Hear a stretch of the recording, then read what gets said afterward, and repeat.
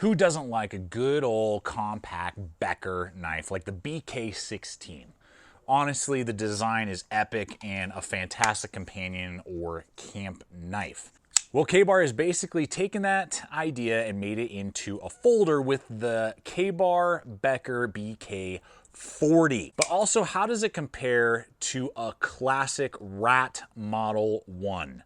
Because of its very similar size, weight, and I think it's a very competitive option to this iconic Rat Model 1 with this new BK-40. And so we're going to put them not only head to head, but show you what the BK-40 can do, pros, cons, and whether or not it's worth throwing in rotation, and if so, in what type of environment. But folks, before we go any further in the video, I want to give a huge shout out to today's sponsor, and that's Health Code Complete Meal Shakes. Now, Ashley and I have been using these for about a month, and we've been really happy with the results. Because her and I, as parents of two fast-growing boys and a full life, man, we were constantly going here and there, dropping them off at school. We got work, we got family, we got all kinds of stuff going on. Sometimes getting a good meal into us that's healthy is kind of last on the list, and then what ends up happening? Either grab a power bar on your way out, and then you're starving an hour later, then you hit the drive-through, you spend more money than you wish you would, and you eat a 1,500 calorie meal, and you're like, what is going on? And before you know it, you're just not feeling good. Maybe you're adding on those pounds, and it's just not good for your pocketbook, and it's not good for your belly either. Well, this is an awesome alternative. Not only do we get something that is made right here in America, but it's all natural, guys. I love the fact that it's non-GMO, it's gluten-free, it's no soy, no added sugars or sugar alcohols, no artificial sweeteners, no artificial ingredients. And one serving of this is going to give you 400 calories and 27 grams of protein. You're going to get 27 grams of healthy fats, 25 different vitamins and minerals. So, I mean, it's got so much going on. And science is something that Health Code really wants to focus in on, really partnering with metabolic doctors to make sure that everything is, the way it should be. It's keto friendly, all the things that you and I would look for in a meal replacement. And guys, if this is something that you want to dive into and, start getting a healthier lifestyle, I encourage you to check out that hyperlink that we're going to offer to you below in the description box, as well as the 15% off promo code EATWITHGT. That'll give you 15% off your purchase. Go check them out. I don't think you'll be disappointed, and it's something that will, I believe, help both my family and your family get a healthier lifestyle and save on the pocketbook as well. And with that, let's go ahead and jump back to it. So the blade, and I'll be running a few specs for you down below, but what we're getting is basically a 3.5-inch blade, 3 1/4 cutting edge. That's a lot of capability right there for you. We got a high saber grind into a swedge here. It's more of an aesthetic swedge. I really like it. Again, beautiful. Looks really good. Very functional. It's not very sharp up there, so you can put your thumb on there and do some, carving and notching out if you needed to. Great amount of belly right here up near the front. And then you're going to be looking at a thickness of 0.14, so a little bit thicker than a lot of your other pocket knives that are out there, with that high saber grind and a 90-degree spine, so you could do some scraping or throw in some sparks if you wanted to, which really is, in my opinion, where this knife design is really at home, is in the outdoors, hiking, backpacking, camping, doing those type of activities around a campsite, on a hiking or backpacking trip, possibly hunting, those type of things is really just Ethan Becker's designs. Even though some of them, like the BK-7 and the BK-10 specifically, were designed to replace K-Bar's old, not only pilot survival knife, but also the K-Bar fighting knife is kind of a more robust build to those. Many of his designs, BK-9, BK-2, 16, all of those really are set to be epic, outdoor, knives. I've used them for years in the outdoors, and thousands upon thousands of people have done the same and loved every minute of it. So the vein of his designs, that's really where it kind of makes sense that this would be at home at, and it did well with all my outdoor activities, carving, whittling, shaping wood for a spear, or doing a little notch or something like that. It definitely performed well.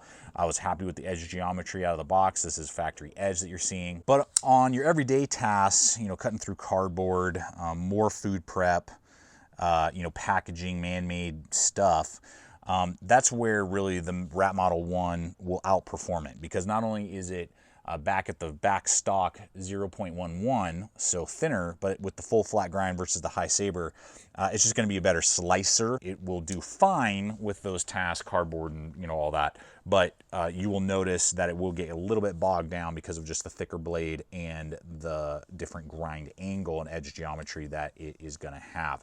Now, it is made out of AUS 8A steel, nothing to write home about. It's fine. Rockwell 55 to 58. So it's good. I mean, it's been around forever. There's nothing really to complain about at that price point. But again, we're going to talk competitive options in a little bit. And I believe the Rat one has got it beat on pricing and what you can get for the pricing. So something to consider there. But it's rather rust resistant, very easy to sharpen up. And it's, a decent heat treat on this. So, it'll hold its edge right around 8CR, maybe a little bit better. I prefer it over 8CR.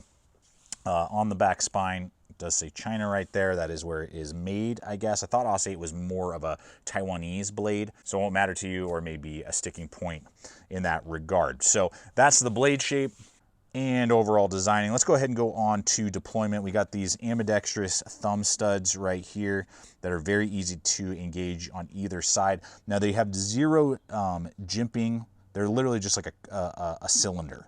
There's the Rat Model 1 again, just to kind of give you perspective there. So nothing to complain about, easy to engage and disengage, and from both righties and lefties. So that's a good thing. It does run on bronze bushings, so that is nice, but it tends to be just kind of decent. It's not like some magically deploying bronze bushing knife like the Rat Model 1. This thing is much smoother, much easier. I can tell the difference in deployment between the Rat Model 1, which also runs on bronze bushings. So the bronze is very tough, durable, and it's fine. I'm just hearing that word out of my mouth a lot while I'm doing this video. Fine. It's fine. Like a girlfriend or wife saying, oh, yeah, you want to go hang out with the boys? Yeah, it's fine. That's kind of how maybe some aspects of this knife are for you and me. So it's good that they're bronze. But again, nothing to write home about in the deployment. Good detent in that regard. And then we have decent centering. It's maybe off just a hair, but for the pricing and everything that we're expecting, not a huge deal. We have a liner lock with a decent amount of jimping right there. Doesn't bite in or cause any problems when I grip, so that's good in that regard. It does stick out and protrude, but it is easy to engage. Got a little rock side to side. And I am feeling a little bit up and down. So it's a little wobbly right and left and up and down.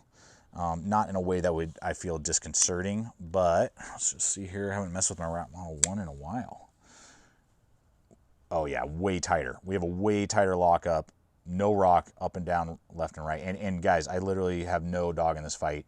I just want to present to you what I am seeing, and then you make the determination.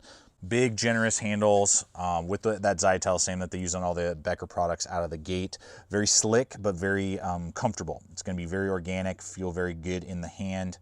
Did not create any sort of hot spots. We got a little bit of jimping right there, but nothing sharp. It just gives you a little bit to grab onto if you want it. I never felt like I was going to accidentally slide up and hurt myself, even though the handles are very slick, which makes for a very natural feel, but low traction. If that was an issue for you, you can always throw like some little points of skateboard tape or use a heat gun and do some pocking and stippling if you wanted to do that. Nice palm swell in there. So very organic. I mean, it feels very good for all sorts of different grips. Again, bushcraft, those type of things. Pretty thick, gonna have steel liners, and it is long.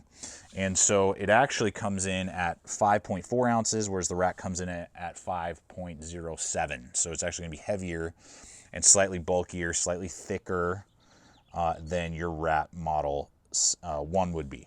I might have said Rat. Did I say Rat Model 7? Rat Model 1. And then we are going to look at this loop over pocket clip. Love my loop over pocket clips. They did a great job with this. I have zero complaints. It doesn't cause a problem or a hot spot. It's just really good, easy to pull out of your pocket with gloves in different environments. Ambidextrous, right and left, tip up, tip down. Just give you a Rat Model 1 comparison right there. Different.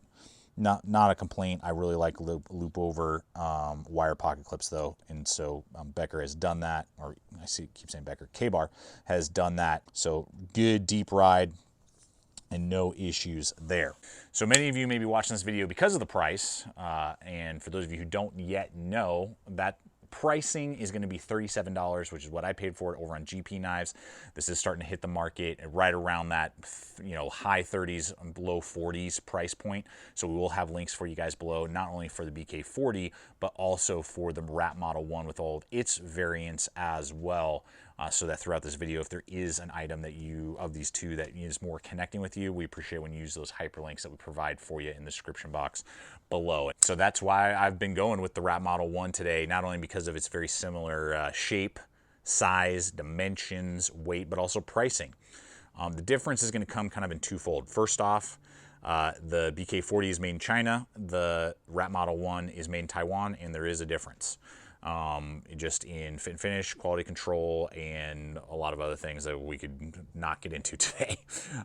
So the manufacturing is different in that regard, but also in the pricing. For $37 on average, you can get the D2 steel version of the Rat Model 1 for the exact same price you're getting the AUS 8 version of this. And the D2 steel is a huge upgrade over AUS 8. It's going to hold its edge a lot longer.